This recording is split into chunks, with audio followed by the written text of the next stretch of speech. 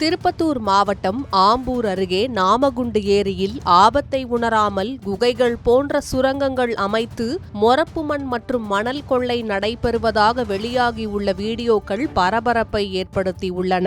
வண்டல் மண் எடுப்பதற்கான அனுமதியை தவறாக பயன்படுத்தி கனிம வளங்கள் சுரண்டப்படுவதாகவும் பனை மரங்கள் தீ வைத்து எரிக்கப்படுவதாகவும் சமூக ஆர்வலர்கள் குற்றம் சாட்டுகின்றனர். திருப்பத்தூர் மாவட்டம் ஆம்பூர் அடுத்த மேல்குப்பம் பகுதியில் உள்ள நாமகுண்டு ஏரியில் வண்டல் மண் மற்றும் சவுடு மண் எடுப்பதற்காக அனுமதி பெற்றவர்கள் ஜேசிபி எந்திரங்கள் மற்றும் டிப்பர் லாரிகளை பயன்படுத்தி குகைகள் போன்ற ஆழமான சுரங்கங்களை அமைத்து மொரப்பு மண் மற்றும் மணலை சட்டவிரோதமாக அள்ளி செல்வதாக குற்றச்சாட்டு எழுந்துள்ளது. இந்த சம்பவம் தொடர்பான வீடியோக்கள் சமூக வலைதளங்களில் வேகமாக பரவி வருகிறது. தகவல் அறிந்த சமூக ஆர்வலர்கள் சம்பவ இடத்திற்கு சென்று சுரங்கத்திற்குள் இறங்கி அவற்றின் ஆபத்தான நிலையை வீடியோவாக பதிவு செய்து வெளியிட்டுள்ளனர்.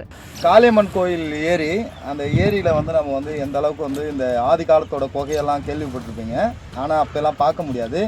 இப்போ நம்ம பார்க்கலாம். இங்கே இருக்கிற நம்ம நண்பர்கள், சமூக விரோதிகளெல்லாம் சொல்லக்கூடாது, நண்பர்கள் இந்த மணலெல்லாம் எப்படி கடத்திருக்காங்க, மண்ணை எப்படி கடத்திருக்கான்னு ஒரு இதுக்காக பார்க்கறதுக்காக கேள்விப்பட்டு இப்போ பாருங்கள், இந்த கோயிலுக்குள்ளே போகிறேன், வந்துருவோன்னு நம்புகிறேன். ஏன்னா அங்கே உள்ளே நிறையா 20-30 பேர் கூட தங்கலாம், அந்த அளவுக்கு உள்ளே இருக்குது. நான் உள்ளே போகிறேன், பாருங்கள். கோயிலுக்குள்ளே போயின்னுக்கிறேன்.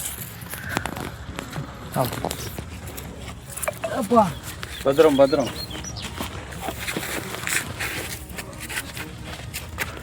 ஐயோ, பிரம்மாண்டமாக இருக்குது, நல்லா இருக்குது. உள்ளவா அந்த பக்கமெல்லாம் இந்த காற்று விளைவாடுறதுக்காக குறைஞ்சிருக்கிறாங்க. அதே மாதிரி பார்த்தோம்னா மணலை அந்த அளவுக்கு தங்கத்துக்கு இணையாக தோண்டி தோண்டி தோண்டி தோண்டி கடத்திருக்கிறாங்க. இந்த பக்கம் பார்த்தாங்கன்னா நமக்கு ஒரு 10 அடிக்கு மேலே இருக்கும். இந்த பக்கம் ஒரு 20-30 அடி லென்த்தில் மணலை எடுத்திருக்காங்க. இந்த குகை இருக்குது. சமூக ஆர்வலர்கள் கூறுவதாவது, மொரப்பு மண் மற்றும் மணல் கொள்ளை குறித்து மாவட்ட ஆட்சியர் அலுவலகத்தில் புகார் அளிக்கப்பட்டதை தொடர்ந்து விவசாய நிலங்களுக்கு வண்டல் மண் எடுப்பதாக கூறி அவசரமாக அனுமதி பெறப்பட்டதாக தெரிவித்தனர். மேலும் 4 பேரின் பெயரில் அனுமதி பெற்றிருந்தாலும் அதில் பதிவு செய்யப்பட்ட டிப்பர் லாரிகள் மற்றும் ஜேசிபி எந்திரங்களை பயன்படுத்தி ஒரே நபர் மணல் கொள்ளையில் ஈடுபடுவதாகவும் அவர்கள் குற்றம் சாட்டுகின்றனர். அது மட்டுமின்றி சுமார் 50 டிப்பர் லாரிகளில் மட்டுமே மண் அனுமதி வழங்கப்பட்ட நிலையில் 500க்கும் மேற்பட்ட டிப்பர் லாரிகளில் கனிம வளங்கள் சட்டவிரோதமாக கடத்தப்படுவதாகவும் குற்றச்சாட்டு முன்வைக்கப்பட்டுள்ளது. மண் எடுப்பதற்கு இடையூறாக இருந்ததாக கூறி மாநில மரமான பனை மரங்களில் 40க்கும் மேற்பட்ட மரங்களுக்கு தீ வைத்து எரிக்கப்பட்டதாகவும் சமூக ஆர்வலர்கள் வேதனை தெரிவிக்கின்றனர். இந்த விவகாரம் குறித்து மாவட்ட நிர்வாகமும் கனிம வளத்துறை உள்ளிட்ட சம்பந்தப்பட்ட அதிகாரிகளும் விரிவான விசாரணை நடத்தி சட்டவிரோத மண் மற்றும் மணல் கடத்தலில் ஈடுபட்டவர்கள் மீது கடுமையான நடவடிக்கை எடுக்க வேண்டும் என சமூக ஆர்வலர்கள் வலியுறுத்தியுள்ளனர்.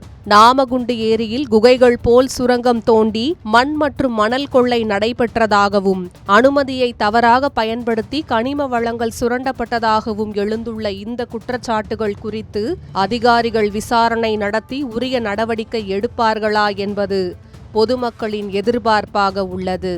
இப்போ எங்களோட கோரிக்கை என்னென்னா, ஒரு விவசாயி ஒரு 2 லோடு மண் ஓட்டணும், வண்டல் மண் ஓட்டணும்னா 1008 கேள்வி கேட்குற இதே அரசு அலுவலர்கள் எந்த அடிப்படையில் இப்படி ராத்திரி பகலாக மண் கடத்துறதை வேடிக்கை பார்க்குறாங்கன்னு தெரியல. நாங்கள் போய் திங்கக்கிழமை புகார் கொடுத்த பின்னால் அவசரமாக அங்கே வண்டல் மண் எடுக்கிறதுக்கான அனுமதி கடிதத்தை நேற்று வாங்கியிருக்கிறாங்க. 4 பேர் பேரில் வாங்கி ஒருத்தரே ஓட்டியிருக்கிறாங்க. ஒரே ஜேசிபி, ஒரே டிப்பர், ஆனால் 4 பேர் பேரில் வாங்கியிருக்கிறாங்க. எந்த அடிப்படையில் பிடிஓ இதுக்கு பர்மிஷன் கொடுத்தாருன்னு தெரியல, எந்த அடிப்படையில் அவங்க ஓட்டுறாங்கன்னு தெரியல. இது வாங்கிறது 3 நாளைக்கு பர்மிஷன் வாங்கியிருக்கிறாங்க. அப்போ இதுக்கு முன்னால் 100கணக்கான லோடு மண் எப்படி வெளியே போச்சு, அதுக்கு யார் பதில் சொல்கிறது? அந்த இழப்பீடு யார்கிட்ட வாங்க போகிறாங்க? இப்போ சட்டவிரோதமாக மண் கடத்தணும் மேலே நீங்கள் நடவடிக்கை எடுத்து இழப்பீடு வாங்குறதுக்கு பதிலாக அவனுக்கு மறுபடியும் பர்மிஷன் கொடுக்கும்போது இது யாருக்கு உதவி செய்யறதா இருக்குது? யாரை நீங்கள் காப்பாற்றுறதுக்காக அரசு அலுவலர்கள் செயல்படுறாங்க அப்படின்றது எங்களுடைய மிகப்பெரிய கேள்வியாக இருக்குது. விவசாயிகளுக்கு ஒரு லோடு மண் ஓட்டுறதுக்கு எங்களுக்கு கஷ்டப்படுறோம். ஆனால் இவங்களுக்கு மட்டும் எந்த தடையும் இல்லாமல் கேட்ட உடனே அனுமதி கிடைக்குது. அவங்கள காப்பாற்றுறதுக்கான எல்லா நடவடிக்கையும் எடுக்கிறாங்க. ராத்திரி பகலாக ஓடும்போது ஏன் எந்த காவல்துறை கண்ணிலையோ வருவாய்த்துறை கண்ணிலையோ அந்த லாரிகளோ மாட்டு வண்டிகளோ டிராக்டர்களோ கண்ணில் படுறதில்லை.